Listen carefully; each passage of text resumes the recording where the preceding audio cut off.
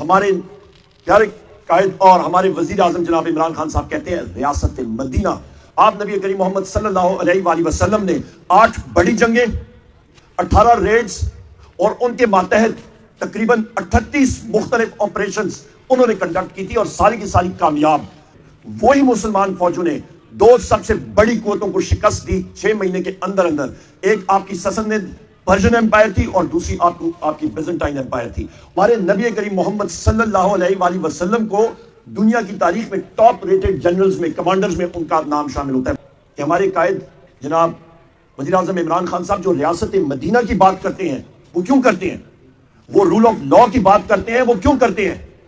خواتین و حضرات ذرا مطالعہ کریں تاریخ کا کہ مسلمان فوجیں اس گیٹ تک پہنچی تھیں، وینا کے گیٹس تک. اور یہ مسلم ممالک کو ڈی سٹیبلائز کرنے کا جو سلسلہ ہے وہ بہت پہلے سے چل رہا تھا اور چل رہا ہے. یہ ہماری ذمہ داری ہے کہ ہم اپنے آپ کو اسٹرانگ کریں اور مضبوط کریں. اور یہی وہ وجہ ہے. چیئرمین MWM یہاں پہ اسٹیج پہ میرے بیٹھے ہوئے جتنے ساتھی ہیں، پارٹی لیڈرشپ ہے، سب کو السلام علیکم، اور بالخصوص خواتین و حضرات اور پریس اور الیکٹرانک میڈیا کے ساتھیوں کو. خواتین و حضرات، افطاری کا ٹائم بہت قریب آ چکا ہے اور میں بہت مختصراً بات کروں گا کیونکہ بیرسٹر صاحب نے بھی، چیئرمین صاحب نے بھی بات کرنی ہے. اس پروگرام کو انعقاد کرنے میں رؤوف حسن صاحب ہمارے سیکرٹری انفارمیشن ہے، ان کو خراج تحسین اور مبارک پیش کرتا ہوں. بہترین پروگرام ہے رؤوف صاحب، ہیڈس آف ٹو یو. اور کوئی کمیٹی نے ان کو ٹاسک دیا تھا.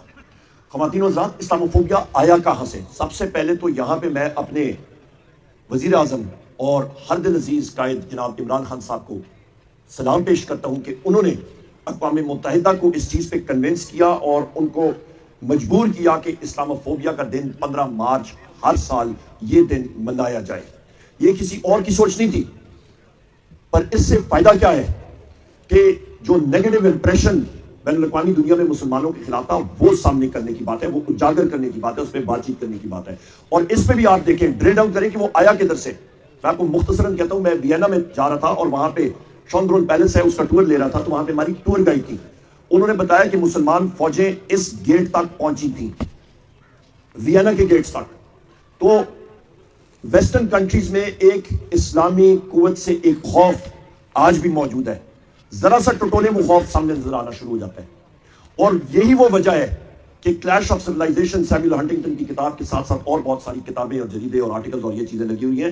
اور یہ مسلم ممالک کو ڈی سٹیبلائز کرنے کا جو سلسلہ ہے وہ بہت پہلے سے چل رہا تھا اور چل رہا ہے. یہ ہماری ذمہ داری ہے کہ ہم اپنے آپ کو اسٹرانگ کریں اور مضبوط کریں. اور یہی وہ وجہ ہے کہ ہمارے قائد جناب وزیر اعظم عمران خان صاحب جو ریاست مدینہ کی بات کرتے ہیں وہ کیوں کرتے ہیں؟ وہ رول آف لا کی بات کرتے ہیں وہ کیوں کرتے ہیں؟ خواتین و حضرات ذرا مطالعہ کریں تاریخ کا کہ اسلام میں اور دنیا میں کوئی بھی ملٹری ہسٹری کا یہاں پہ شاگرد ہو تو آپ لوگوں کو تعجب ہوگا کہ ہمارے نبی کریم محمد صلی اللہ علیہ وآلہ وسلم کو دنیا کی تاریخ میں ٹاپ ریٹڈ جنرلز میں، کمانڈرز میں ان کا نام شامل ہوتا ہے. وجہ، انہوں نے افواج میں، عرب افواج میں 8 ایسے انوویشنز لائے تھے کہ ان کی زندگی کے اندر آپ نبی کریم محمد صلی اللہ علیہ وآلہ وسلم نے 8 بڑی جنگیں، 18 ریڈز اور ان کے ماتحت تقریباً 38 مختلف آپریشنز انہوں نے کنڈکٹ کی تھی اور ساری کی ساری کامیاب.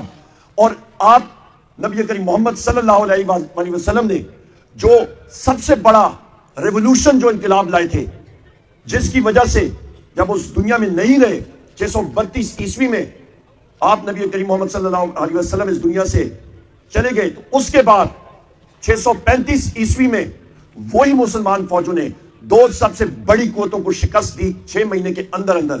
ایک آپ کی سسنید پرشین امپائر تھی اور دوسری آپ کی بیزنٹائن امپائر تھی. اور اس کی بنیاد کیا تھی خواتین و حضرات؟ اس کی بنیاد تھی عدل اور انصاف، جس کو ہمارے پیارے قائد اور ہمارے وزیر اعظم جناب عمران خان صاحب کہتے ہیں ریاست مدینہ.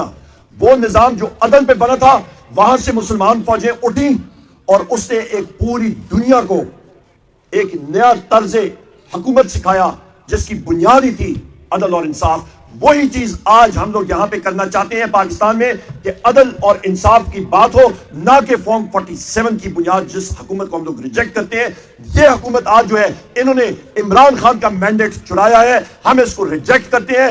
ہم لوگ ان کا مقابلہ کریں گے، اسمبلیوں میں کریں گے، گلیوں پہ کریں گے، مقابلہ کریں گے، کیونکہ ہم لوگ پاکستان تحریک انصاف کے صحیح سچے ورکرز ہیں، اور ہم ساروں نے الحمدللہ ایک آگ کا دریا پار کیا ہے، اور ہم لوگ پیچھے ہٹنے والے نہیں، کیونکہ عوام کی نظریں ہم پہ ہیں۔ پاکستان زندہ باد۔ بہت بہت شکریہ۔